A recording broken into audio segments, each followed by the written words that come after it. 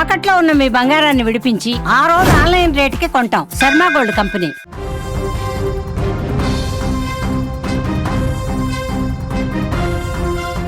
పవిత్ర గోదావరి నదీ తీరంలో పెను విషాదం చోటు చేసుకుంది. భక్తి శ్రద్ధలతో పుణ్య స్నానాలు ఆచరించి దైవ దర్శనం చేసుకోవాలని వచ్చిన ఆ యువకుల జీవితాలు అర్ధాంతరంగా ముగిసిపోయాయి.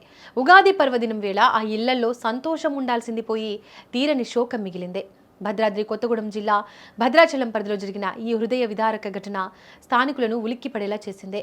అమరావతిలోని ఎస్ఆర్ఎంటీ కాలేజ్లో బీటెక్ 2వ సంవత్సరం చదువుతున్న విద్యార్థులు సెలవులను ఎంజాయ్ చేసేందుకు తమ మిత్రులతో కలిసి భద్రాచలానికి వెళ్లారు. అంతా కలిసి సరదాగా గడపాలని, గోదావరిలో స్నానాలు చేయాలని భావించిన ఆ యువకులను విధి వంచిందే.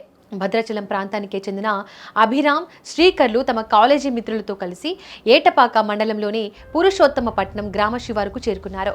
అక్కడ కొల్లిగూడెం ఇసుక ర్యాంప్ సమీపంలో నదీ ప్రవాహం తక్కువగా ఉంటుందని భావించి అందరూ నీటిలోకి దిగారు.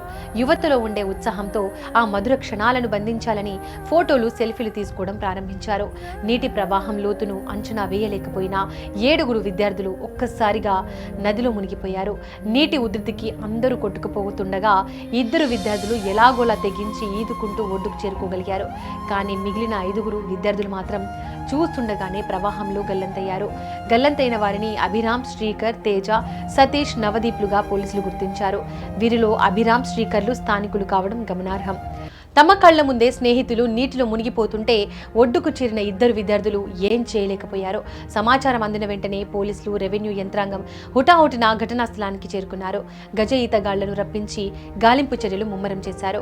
ప్రత్యేక రెస్క్యూ బృందాలు బోట్ల సహాయంతో నదిని జల్లెడ పడుతున్నాయి. చీకటి పడుతున్న కొద్దీ గాలింపు చర్యలకు ఆటంకం కలుగుతోంది. అయినప్పటికీ గల్లంతైన వారి కోసం, ఆచూకీ కోసం తీవ్రంగా శ్రమిస్తున్నారు.